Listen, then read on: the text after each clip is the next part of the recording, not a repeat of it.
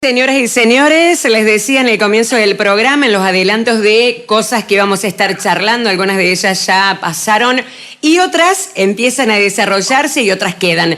En este caso ha llegado el momento de hablar con el analista político Gastón Toro, que les decía a todos ustedes, si bien nosotros hemos hablado de todo lo que ha sido el después de las elecciones, pero es la primera vez que vamos a hablar con Gastón después de las elecciones legislativas, después del 14 de noviembre. Ya hoy, 2 de diciembre, ¿cómo se pianta la vida? Gastón, ¿cómo estás? ¿Cómo estás, Silvina? Un saludo para vos y toda la gente de la zona de Hernando. Bueno, Gastón, en primer lugar, aprovechar para que des la primera introducción, el primer análisis. Se me ocurre, mirá, darte pie diciendo que lo que estaba viendo es que Carlos Melconian va a estar dirigiendo el liderazgo de la Fundación Mediterránea, que tiene un objetivo muy, pero muy clave y concreto en lo que hace a la esencia de nuestro país en la situación económica, el que fue este economista que fue presidente del Banco Nación durante la gestión de Mauricio Macri, y lo que están viendo desde el liderazgo es que tanto sea el gobierno de turno como si llegara a ser Juntos por el Cambio gobierno en el 2023, no hay un plan concreto para viabilizar la economía del país, y por eso decimos la sensación después del 14 de noviembre. ¿Qué pasó? Quedaron todos de brazos cruzados, que era productividad, crecimiento, viste, todas esas palabras tan pero tan que uno dice progreso. ¿Qué pasó después? Y son muchas preguntas en una. Sí. Vamos por partes. Gente de Liderazgo la conozco porque soy invitado cada vez a cada aniversario de la Fundación Mediterránea, así que los conozco perfectamente y sé la línea económica centro-derecha, más conservadora que tienen, que no la estoy diciendo como un dato negativo, y corrijo una sola cosa que, a la oposición, quien sea Cambiemos, Juntos por el Cambio, no tienen por qué tener un plan económico 2 años de una elección ejecutiva. En realidad, lo que tienen que tener hoy un plan económico que todavía no lo conocemos, yo como consultor no lo conozco y como comunicador tampoco menos, es el gobierno nacional. Claro. En realidad ellos son los que no tienen un plan económico, dicen que van a presentar a fin de año en el Congreso, antes que venza el primer vencimiento de la deuda, un plan quinquenal, no se puede a los 2 años de una gestión todavía la población no conocer un plan económico, y sí puedo decir, porque soy un gran observador de los procesos electorales y los procesos sociales y económicos en el mundo, sí puedo decir de que la pandemia no tiene absolutamente nada que ver, porque puedo dar un montón de ejemplos cercanos donde la economía está funcionando de manera correcta, obviamente, que hubo una pequeña retracción por la cuestión pandémica, pero después de los 7, 8 meses del año pasado empezó a reactivarse, y doy los ejemplos: Uruguay, Chile, Paraguay, y en Perú hace más de 100 días, cuando asumió Castillo con una idea muy de izquierda, hubo un sobresalto del dólar y la inflación, y ya le presentaron la moción de vacancia, la moción de vacancia, para que la gente conozca, en Perú es echar un presidente, que lo puede hacer el Congreso Nacional del Perú, que es unicameral, y ya han presentado una moción que no tienen los números para lograrlo, pero ya arranca un gobierno debilitado cuando quiso sacar en Perú el pie del plato de lo que es una política conservadora, que más allá de los presidentes que asuman no se toca la política, que es la economía, y eso ocurre en todos los países, salvo Venezuela, Bolivia y Argentina. En el resto de los países latinoamericanos hay una estabilidad en la cuestión económica. O sea, aclaro esto, que la oposición a 2 años de una ejecutiva, sí puedo marcar otros errores de la oposición, pero no tiene por qué tener un plan económico a 2 años de una ejecutiva la oposición. Claro, lo que comentaba Gastón es que desde el seno del liderazgo estaban diciendo esto: a ver, nosotros también acompañar con un programa, con un plan de cuáles son las necesidades económicas de nuestro país. Pregunto ahora, el peronismo en sus diversas formas, ¿cómo quedó parado? Diferenciame Córdoba con respecto a Argentina. Y yo lo vengo diciendo antes de las PASO, en post-PASO lo reafirmo y post-14 de noviembre lo super reafirmo porque se fueron aconteciendo lo que yo venía visualizando. Yo creo que el gobierno nacional, a través de su partido, el Frente de Todos, con una esencia fuertemente justicialista, con la cantidad de errores en distintos ámbitos que ya lo veníamos hablando en varias entrevistas, manejo de pandemia, economía, cuestión social, corrupción, bueno, un montón de cosas, vacunación, etcétera, etcétera, que han ocurrido y siguen ocurriendo, va a afectar y se va a llevar puesto parte del PJ en el 2023. Esto es incluido Córdoba, obviamente. Lo veo muy complejo el panorama de Córdoba en un cambio generacional, un PJ que va a cumplir 24 años en el poder, una sociedad que creo que le dio el apoyo al ex gobernador José Manuel de la Sota, le dio el apoyo con más del 55% en la elección, la última Schiaretti en el 2019, pero hay un agotamiento y hecho de encuesta y hay una caída de la imagen muy significativa de Schiaretti y la gente está muy agotada ya del justicialismo de Córdoba también. Ahí lo que estaba pensando, hablando de Córdoba, si ya se perfila quizás alguna figura hacia el 2023, por ejemplo, uno mira mucho la presencia de Martín Yarlora, obviamente, que es el intendente. El único, en realidad, es decir, el justicialismo en este cambio generacional no tiene muchos cuadros, es decir, no hace falta inclusive ser un analista para ya detectar quién es el candidato de ellos.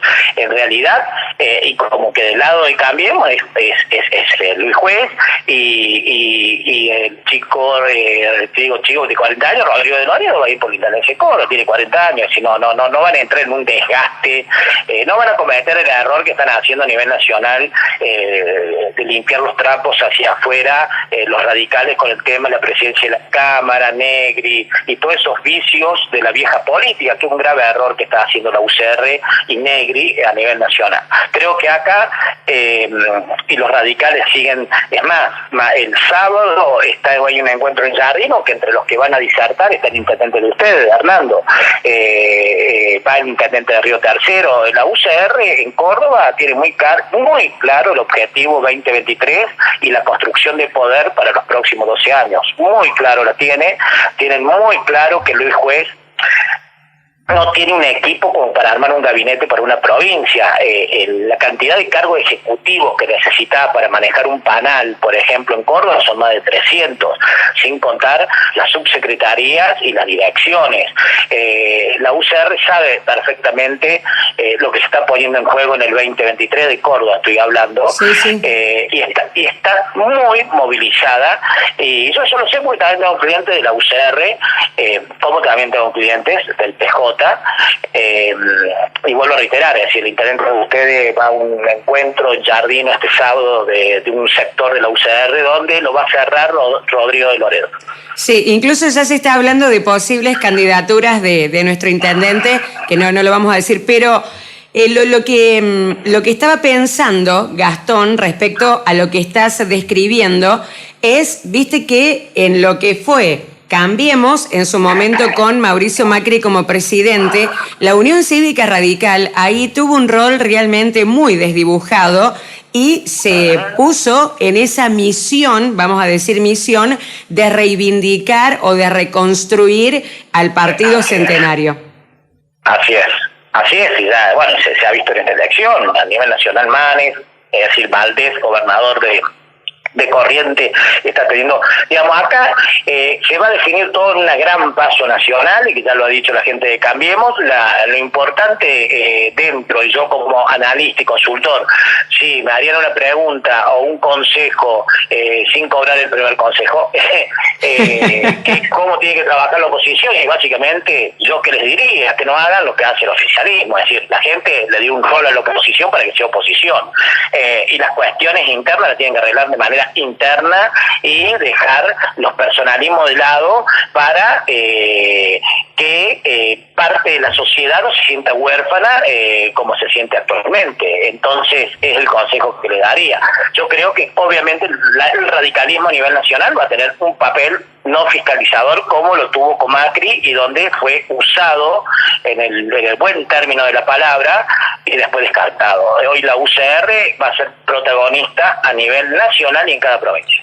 Gastón, estaba tratando de traer una pregunta que se hace la gente, no más allá de como periodista, acercar esa inquietud, porque recién decías, y esto siempre lo decimos también, obviamente la responsabilidad mayor es de quien gobierna. La oposición tiene sus responsabilidades, pero obviamente que están un poco más abajo en ese sentido. Ahora, los que tienen que tener un plan son a quienes les toca gobernar. No obstante a esto, uno dice, ¿hay algún plan también que se vaya dibujando desde la oposición? Porque hay muchas posibilidades de que lleguen a gobernar y decir, después pasa con esto, ¿no? De que se van construyendo los poderes a raíz de que la gente vota enojada o en contra de lo que está pasando, que no es bueno, y se llega al poder con una imprecisión de qué se va a hacer. Sí, está claro.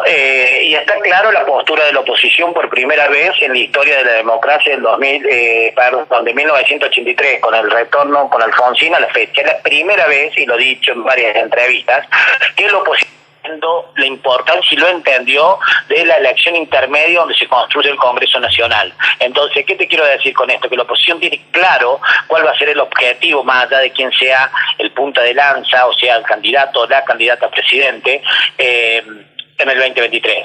¿Por qué estoy hablando de la importancia del Congreso? Porque hoy tener un Congreso con mayoría, donde siempre la tuvo el PJ hasta el 10 de diciembre, que lo va a dejar de tener en el Congreso Nacional, en el Senado Nacional, y en Cámara de Diputados también, ¿cuál es la importancia de esta elección? Y en el 23 repetir otra elección, no solamente para poner un presidente, sino además para sumar más legisladores, donde puede sacar el paquete de leyes que necesita.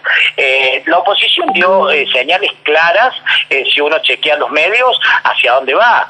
Va hacia reforma laboral, va hacia reforma impositiva, que yo como consultor, pero además como dueño de una empresa pyme, hacen falta en este país.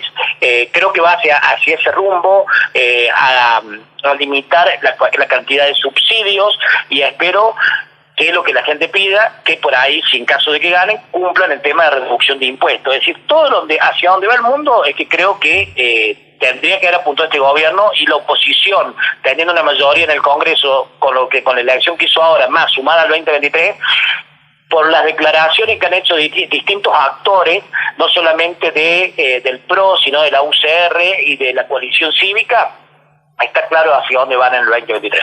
Tal cual, eso de hacia dónde van desde el punto de vista de lo discursivo, desde el punto de vista de los objetivos, desde el punto de vista de la concreción de un proyecto, está clarísimo, y también como lo definís, Gastón. Estaba pensando en lo pragmático, es decir, cuando uno va a la práctica, viste que tenemos que ver también la lucha de poderes, gremios, sindicatos, obviamente todas las fuerzas que constituyen esta sociedad argentina, que se generan discusiones, muchas presiones también. Quizás nosotros en el interior del interior no lo vivimos, tenemos que ir a comprar, vamos a comprar, tenemos que ir a trabajar, llegamos a trabajar, pero en las grandes urbes, que tiene que salir la gente y de repente está todo cortado, no pueden cruzar para acá, tienen que demorar más horas para ir a trabajar, o van a trabajar, no pueden volver, es un caos cuando uno mira las noticias de Buenos Aires.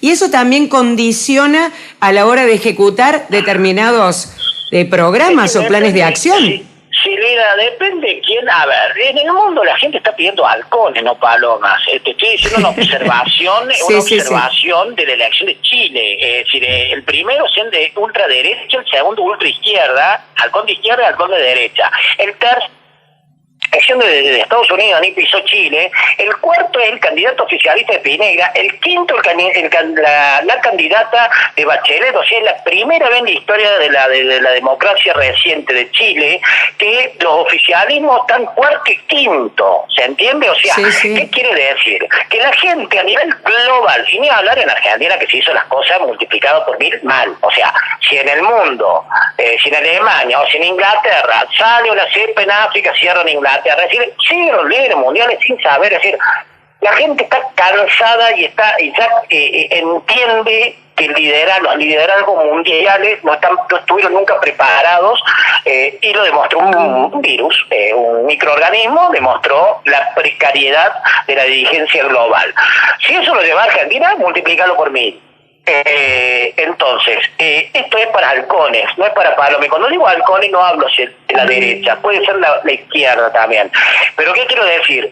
Que el ciudadano está pidiendo que gente que no sea tibia, no pide tibios, no pide intermedios, ¿se entiende? Sí, totalmente. Entonces, claro. Y bueno, hay quien asuma.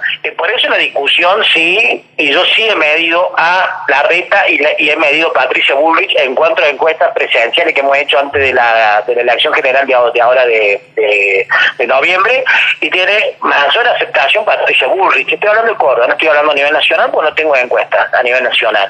Pero la gente no quiere tibios. ¿Por qué te hago este análisis? Porque es lo que uno tiene que hacer apenas asuma. Yo, como a mí como consultor, me hice un internet. Mira, yo la verdad que una planta con 400 empleados, cuando somos 2000 habitantes, es inviable tu municipalidad. ¿Qué haría? Yo el primer consejo que le doy, gratuito, estoy dando ya muchos consejos gratuitos, no es así el tema. Nos lo dejas todos acá. Lo dejo claro. Obviamente hacer los cambios más radicales, más al hueso, con costos elevados, los primeros 6 meses. Si pasas el año y empiezas a hacer toda la cirugía más cruda, y obviamente el rechazo, y obviamente que si tenés un gobierno nacional que asume donde va a tocar leyes laborales, cuestiones impositivas, y vas a tener cuestiones sindicales enfrentadas. Tenés que tener la fortaleza de enfrentar lo que sabes que seguramente vas a enfrentar. Gastón, te cuento que nosotros acá siempre con Gustavo, que es mi marido, Gustavo Peretti, siempre hacemos análisis, también nos ponemos a charlar sobre temas de actualidad y de economía. Y me acuerdo que en el momento en que estaba Mauricio Macri, él decía también aquí en Tiempo X de la importancia de una política de shock, de cambios, de medidas de shock, porque si no, en la política gradual te la pasás dando malas noticias, no se termina nunca la mala noticia. Totalmente, pero además la gente quiere saber hacia dónde va. En última, la misma gente, en última, no es tan complejo cuando tenés un aparato como el Nacional. A través de Big Data te das cuenta, en un buen análisis de 45 días con algoritmos, qué está diciendo la gente en ese momento. Es decir, tenés tantas herramientas, por eso yo soy muy crítico en la OMS, porque no se pudo escapar un virus así como sí de China. O sea, hay muchos. De pronto tenemos 3 robots en Marte y un virus reventó, paralizó el mundo. Entonces, volvamos a Argentina. Coincido plenamente con tu marido, y él es economista, contador. Coincido plenamente, porque vos, cuando tenés que hacer un cambio radical, que es lo que necesita Argentina, porque Argentina, es decir, ya lo otro ya sabemos las páginas. Si revisamos los 40 años, ya sabemos que subsidios, que esto, que planes sociales, qué bolsones, qué chapa, qué aumento de impuestos a las pymes, qué prohibición, ya sabemos toda esa receta y estamos así. No es solamente un error de Fernández, es un error de Macri, de Cristina Fernández, de Néstor Kirchner, de Dualde, de Cavallo, de la Rúa. Lo atamos con alambre, como dice la canción acá. Es una historia cíclica. Para que la gente entienda, la inflación está extinguida en el mundo, así con lo que la gente cree que es algo normal. No es normal. Lo anormal somos nosotros, los argentinos, los venezolanos, y creo que el Líbano, que son las 3 inflaciones más grandes del mundo. El resto, el que ha viajado un poquito, no hace falta irse a Europa, ha ido a Paraguay, una coca, comprar hoy una coca, y a los 3 años comprar la misma coca con la misma plata. Claro. Yo cuando vino Schiaretti aquí en Hernando, les decía, hablando un poco de lo que pasa a nivel nacional, de cuestiones macroeconómicas, digo que vivimos en un país donde vemos la diferencia de lo que pasa en otras naciones, que los créditos son realmente para capitalizarse, para invertir, para tener algún... Acá es para ir a pagar el supermercado, es un crédito para ir a comprar zapatillas, o sea, una cosa... Pero totalmente. Y el dólar va a dejar de ser la moneda de ahorro del argentino de manera histórica en los últimos 70 años, cuando es una moneda que tenga valor. Ahí estábamos diciendo esto del problema inflacionario, estábamos hablando del tema créditos, que decíamos realmente, nosotros por ahí decimos, che, qué bueno este crédito para poder acceder, y vas y lo gastás. No es lo mismo gastar que invertir, que el gasto es algo que uno consume, la inversión es algo que nos permite capitalizarnos, por ejemplo, una herramienta de trabajo. Además, la inversión es generar trabajo. También. La inversión rebota inmediatamente en mayor ingreso de impuestos al Estado y mayor producción de trabajo, registrado. O sea, en realidad están todas las estructuras de los cimientos de nuestra Argentina socavados, Silvina. Es triste la realidad. Quedaron muy expuestos a través de este gobierno y sumado la pandemia. Pero si uno ve todo lo que ha pasado, inclusive lo terrible que pasó también con la criatura de 5 años, donde no funcionan los resortes de la justicia, no funciona, porque todo es extremo, ¿me entendés? Si son dos personas en pareja que son del mismo sexo, pero si hace una denuncia, quizás la discriminás, entonces la justicia prefiere no meterse, o la policía agarra un delincuente y a los 5 días sale de vuelta. En realidad están socavados todos los cimientos de nuestro país, no solamente el económico. Pero bueno, creo que en algún momento el gobierno que sea tendrá que correr el costo y cobrar el costo político de hacer una cirugía mayor y hacerla, ¿no? Vos sabés que me quedé pensando porque el otro día escuchaba a distintos analistas que estaban en un programa de televisión y hay prácticamente una coincidencia en que el 2023 se va a venir un cambio rotundo, como vos estabas hablando, en donde lo que hoy tenemos como oposición estaría llegando al poder, ¿sí? Pero también apareció uno que decía qué es lo que puede llegar a pasar, qué pueden llegar a venir a hacer desde el kirchnerismo, digamos como para ejemplificarlo. Esta ramificación del peronismo devenido en kirchnerismo ha podido resurgir, Gastón, y cito como ejemplo, si nos vamos a las presidenciales últimas, donde Cristina de alguna forma sacó de la galera a Alberto Fernández, ¿no? Lo conduce a presidente. Digo, esto ya sería prácticamente imposible, de acuerdo a lo que uno viene mirando de aquellos que analizan el comportamiento de la gente a la hora de votar, más allá que falte bastante. Yo del kirchnerismo siempre fui un tipo dentro de la consultoría política jugado, como cuando en el 2017 en la elección intermedia que ganó muy bien Macri, yo a los 2 meses dije, y están los archivos, que si él no se ocupaba de la economía iba a parar la elección, y ocurrió en el 19, y no era PJ por haber dicho eso. Bueno, ahora digo que el ciclo del kirchnerismo lo veo totalmente agotado. Creo que la jugada de Cristina fue magistral, pero fue la última carta que tenía, y estrellaron el vehículo. No veo el fin de un ciclo del kirchnerismo total.